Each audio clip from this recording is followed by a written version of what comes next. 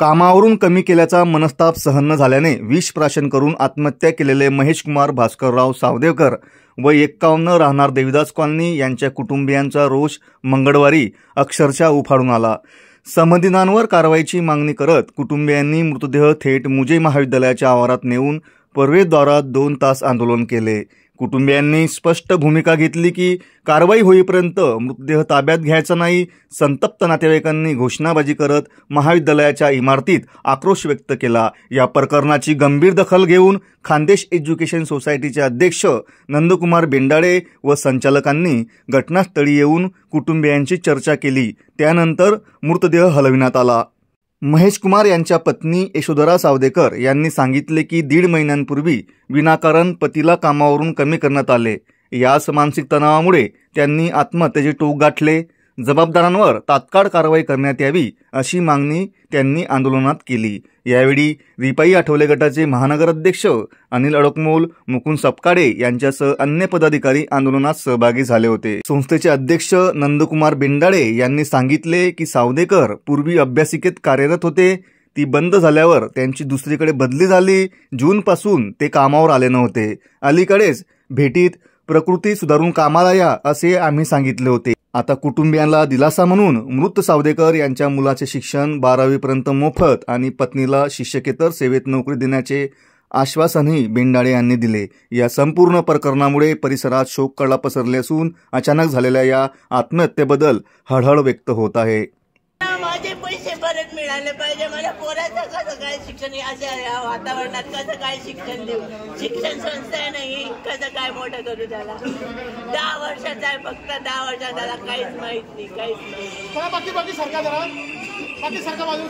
तुम्हाला माहिती आहे की बाईला मुलगा वाढवणं कसं सोपं आहे की कठीण आहे? तुम्ही सांगा तुम्ही।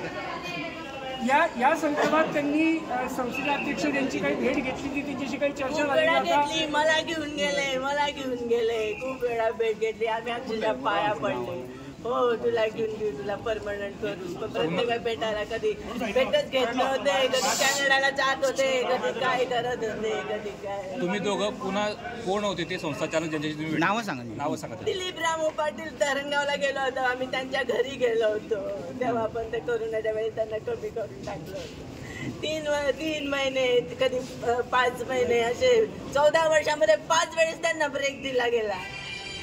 म्हणजे आशा लागून होती की मला आज न उद्या ते परमनंट करतील। मी पैसे भरलेले, माझे पैसे कुठे जाणार नाही, पण त्या माणसांनी पैशांची चीज केली नाही। पैसे आमचे खाऊन घेतले, माणसाला पण मी गमवून बसली। ताई, तुमची पुढची भूमिका काय राहणार आहे? मला माझे पैसे पाहिजे, माझ्या पोराचं शिक्षण मी कसं करू? आज तुम्हाला सगळ्यांना माहिती आहे शिक्षणाला किती पैसा लागतो आणि काय पैसे देत होते ते 7,000 तुम्ही घरात चालवता का? डिप्रेशन मध्ये चालवले घर, माझ्या नवऱ्याने घर चालवलं 7,000 मध्ये। सोपी गोष्ट आहे? काय पगार बोलवते कांची सरांना, सावदेकर तुम 7,000 में कैसे घर चलाते हो? हमको तो 50,000 भी कम पड़ते हैं।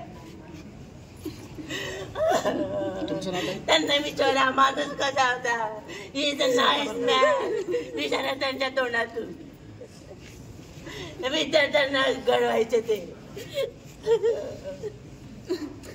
पोराला कसं काय वाढू मी? सांगा तुम्ही, या जगामध्ये कसं काय वाढू? सोपं आहे का ते? मला माझे पैसे पाहिजे, मला न्याय पाहिजे। ठीक आहे। आज